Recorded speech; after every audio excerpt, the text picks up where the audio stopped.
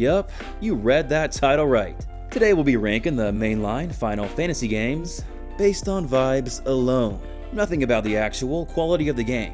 Instead, I'll just be focusing on the visuals, the world design, the music, the atmosphere, and stuff like that. Yeah, just to making a subjective list even more subjective. But that's what makes it fun.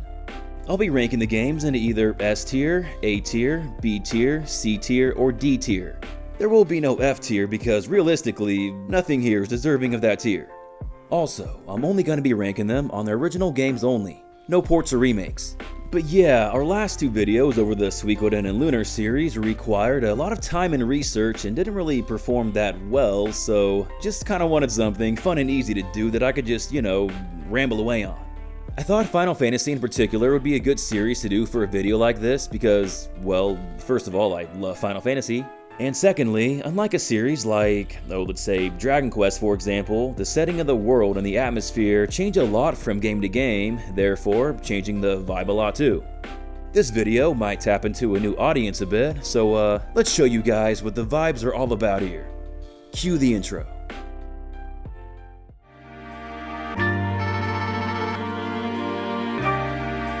The light is your guide. Dream is what keeps you going.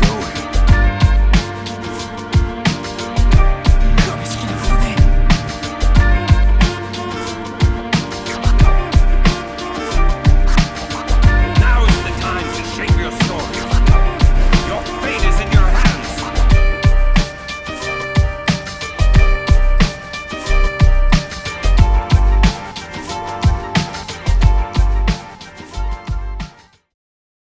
Okay, to start things off, we got the OG. Even though it's obviously an extremely important landmark title, the world itself isn't really that unique. It's very much a medieval, high fantasy setting. Not quite to the extent of Dragon Quest, but pretty close. Classes like red mages, black belts, and ninjas help set it apart though. Plus, come on, this game gave us the iconic Prelude. That sets such a strong vibe from the get-go. It feels extremely fitting with the whole crystal theme. With that said, some stuff on this list has gotta be D tier. It is an NES game with dated visuals, so into the D tier it goes. It only goes up from here. Next up, Final Fantasy II. This is where the identity of the series really started to come into its own. Chocobos are introduced for the first time along with memorable enemies like Malboros, bombs, and even the fearsome behemoth. Final Fantasy was slowly becoming more Final Fantasy. Due to the story, there's also way more of a sense of dread and a bleaker tone compared to the first game. This tone is reflected pretty well in the world map theme. But yeah, in comparison to other games later in the series, another D tier. I will place it above FF1 though. Final Fantasy III. Top of D tier. It does introduce Moogles, which further helps the series establish its identity, but other than that, it didn't really do a whole lot to separate it from the previous entries. Well, setting-wise at least. Tone-wise, it is much more lighthearted than FF2. It does capture more of that magical fantasy, adventurous feel. Again, the overworld map theme embodies this vibe really well. This is sort of a recurring trend in the series actually. Anyway, sorry NES fans, I just don't really have any nostalgia for these titles. I'm 33 years old, so these were a little ahead of my time. Yeah, I know things have been kinda boring so far. The list gets a lot better as we go on. Alright, Final Fantasy IV. Now we're getting somewhere. The graphical jump from the NES to the SNES already gives this one a stronger vibe. Like, gone are the black backgrounds and battles, now we have some color here. This small detail immerses me in quite a bit more. We're back to a more serious tone and it really works well here. The world is still medieval fantasy, but it takes some really interesting twists. I mean, you go to the moon later in the game. This was the first Final Fantasy to set the precedent for taking kind of weird sci-fi turns. Combine this with the best music thus far and we have the first C tier. Final Fantasy V has more of a lighthearted, comedic tone than all the others, and I actually like this quite a bit.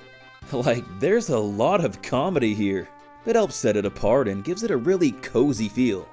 Tone-wise, it's closer to something like Grandy or Lunar than it is to something like, let's say Xenogears. The music does a really good job at capturing that adventurous feel, especially the main theme. Look at how gorgeous these backgrounds are too. They just get my imagination going and make me want to see what's out there, you know? If you feel the same, check out our video on imagination and immersion in video games. Alright, this is an easy B tier. I'm almost tempted to give it an A even, but I know we have some heavy hitters coming up. Final Fantasy VI marks the first pretty big departure from the medieval setting. I mean, it's still there, but there's also a heavy steampunk influence as well. Being the last of the Super Nintendo Final Fantasy titles, we have some really beautiful pixel art depicting it all too. Oh, and the music? Oh man, fucking incredible. This was also the introduction of Cactuars 2, so that's pretty cool. Honestly, my only gripe with the vibe is completely subjective. The tone here is just more melancholic, somber, dreary, and kind of depressing. I mean, the second half of the game, the world literally gets kind of destroyed to an extent. People seem to either love or hate this. Me personally, I like the concept a lot, it's just not that fun to play, I think. For this reason, I'm gonna place it in, let's do B tier. Below FF5 for sure though. Alright, we got the big kahuna here. Final Fantasy VII. By far the biggest change in setting we've seen yet. I don't even know how to classify it really. I guess it's kind of diesel punk, cyberpunk, sci-fi dystopian. But then outside Midgard there's more traditional fantasy stuff too, so I don't know, it's like a really unique world. But yeah, Midgard itself is one of the most iconic starting areas in any video game ever. The vibes here are just dripping in atmosphere. And once again, the music is incredible and really completes it. The overworld theme really captures that somber yet hopeful feel of the game. My favorite aspect though? The pre-rendered backgrounds. For those that have seen our video on the magical world of PS1 pre-rendered backgrounds, you guys already know how I feel about these. They're like beautiful paintings we can freely move across and they just really immerse me into the world. The overall tone is kind of depressing and melancholic too, but then there's also some places like Costa del Sol and the Gold Saucer that are really fun and happy, so I don't know, where should I place this? I kind of want to do S tier, but I don't know, we have some really good ones coming up, so let's just do A tier. Okay, Final Fantasy VIII. Say what you want about the actual game, but dude, I fucking love this game's vibe. I genuinely think it has one of the coolest and most unique worlds in all of fiction, period. It's like a mix of reality and fantasy and magic and sci-fi and like military type stuff, and yeah, there's really nothing else quite like it. The design of the world is just immaculate. Same with the music too. Final Fantasy VIII has my favorite OST in the entire series. Balam Garden might be one of the most vibiest video game songs of all time. Starting the game here, you know you're in for something special. And special this game's vibe absolutely is. I just feel so cozy running around these towns and simply existing in this game's world. Not to mention some of the most gorgeous backgrounds ever conceived in a video game, and yeah, easiest S tier of all time.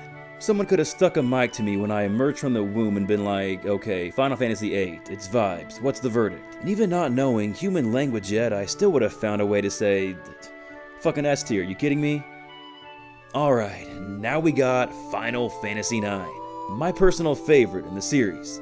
That's largely because of the story and characters, but the vibe plays a pretty big role too.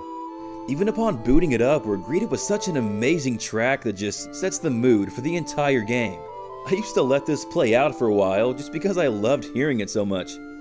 We have another high fantasy, steampunk setting, however, I like this version much better than the one in 6. I think the locations are just more imaginative, creative, and magical, I guess. Similar to Final Fantasy VIII, it takes some really interesting sci-fi twists later in the game. This is just another one of the reasons why this one sticks out to me so much. And come on, those backgrounds, dude. I used the painting comparison earlier for the ones in FF7, but the ones here really feel like paintings. They actually would paint or draw on top of these renders, so yeah, that checks out. The art direction is just spectacular all around. One thing that I find interesting about this game's vibe is that beneath a more lighthearted, whimsical surface, there's a pretty deep and serious story with heavy existentialist themes. This juxtaposition makes for a pretty unique atmosphere. I'm in between S and A tier, but I think I'm gonna give it an S. As my favorite in the series, I would just feel bad giving it anything less than that. I am gonna place it below 8 though. Final Fantasy X. Shit, another heavy hitter. The setting here is like this mix of tropical island, Asian, fantasy, and it's just so insanely cool. It's the closest thing we've ever gotten to Chrono Cross, which is my favorite atmosphere in any video game ever. Can we please get more tropical-like settings in RPGs? There's just so many locations with incredible vibes in this game. I mean, there's Besaid Island, Macalania Woods, the Far Plain, and yeah, the art direction is just so good. Final Fantasy X just gives me a very cozy, relaxing feel when playing it that very few other games do. Again, the music helps a lot with this. The only thing I don't like about the atmosphere, I guess, is there's like the looming threat of sin over Spear the entire time, but it's not like I actually live there, it's like a fictional world, so it doesn't really affect me when I'm playing it, so yeah. It does suck for the people that do live there though. Anyway, we have another extremely easy S tier. It's just a matter of where. This and 8 are battling for that top spot. Which one? Final Fantasy X has Blitzball, but 8 has Triple Triad. They both have the ability to turn off random encounters. Oh man, this is tough. Man, I'm really in a pickle here. I don't know what to choose. Honestly, my answer to this question would probably change depending on the day, but for now, fuck it. 10's going to the top spot. I just love that tropical vibe too much. If you've seen our video on beaches and video games, this should come as no surprise. Okay, Final Fantasy XI. Not gonna lie guys, I don't really have a lot of experience with this one. I played it very briefly back in the day, but yeah, it's been a long ass time. It's got another high fantasy setting, and while it didn't appeal to me that much, I do see the appeal. Like, there's a lot of different races and species and stuff, and yeah, it's pretty cool. I could see this really striking that early 2000s MMORPG nostalgic itch for a lot of people. For me though, since I barely played it, C tier, below 4. Sorry 11 fans. Okay, Final Fantasy XII. Oh man, we got another good one here. This title brings us back to the world of Ivalice. It was first introduced in Final Fantasy Tactics, which is not a mainline game, so I didn't talk about it. Whereas the Ivalice in Tactics was more medieval based, the one in 12 takes place way earlier and is more like a magical, fantasy, steampunk kind of. There's a lot of different races and species too. Honestly, the game kinda gives off Star Wars vibes. I mean, the opening cutscene wears that influence pretty heavily. I think just starting in a sandy, desert-like location reminds me of Tatooine too. Then there's also the whole Sky Pirate concept, which is really cool. The game just feels grand scale and epic in scope, and yeah, it just gives it this really adventurous vibe. This would probably be S tier for a lot of people, and I am kind of tempted to put it there, but nah, we're going A tier. The top of A tier, though. Okay, next up, we got Final Fantasy XIII. The game itself may be divisive, but that setting and atmosphere? Now this is some good shit. I find the concept of Cocoon and Grand Pulse to be very fascinating, and the locations themselves are just really creative and fantastical.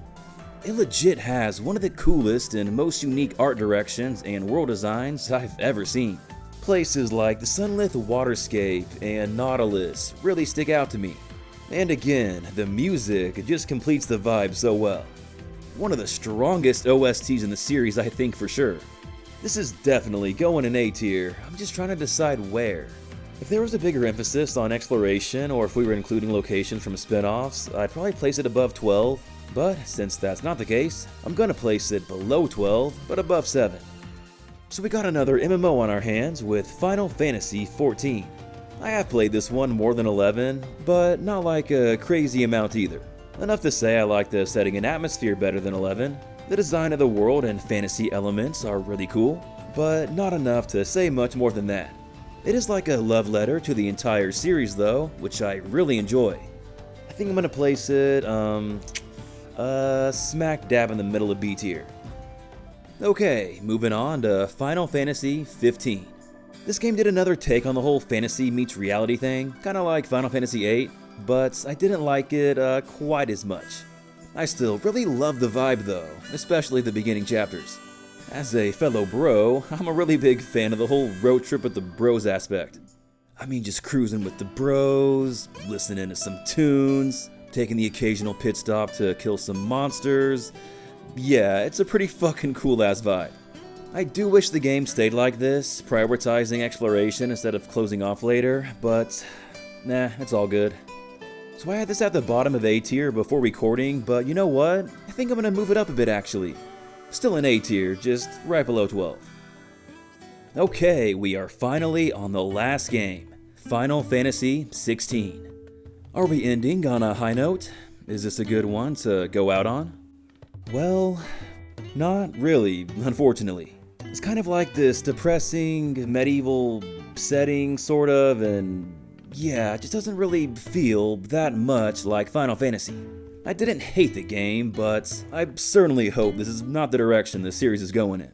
Both setting-wise and gameplay-wise, honestly. It does look absolutely gorgeous though, I will say that. I think I'm gonna place this in the middle of C tier. And while we're at it, I think I'm gonna move around the A tier a little bit. I do like 12, but the more I think about it, I do think 15 and 13 have better vibes. Push it in! Work your body, work your body. 君が守りたいのは一体何ですか？ドラマチック RPG ルナメガ CD から。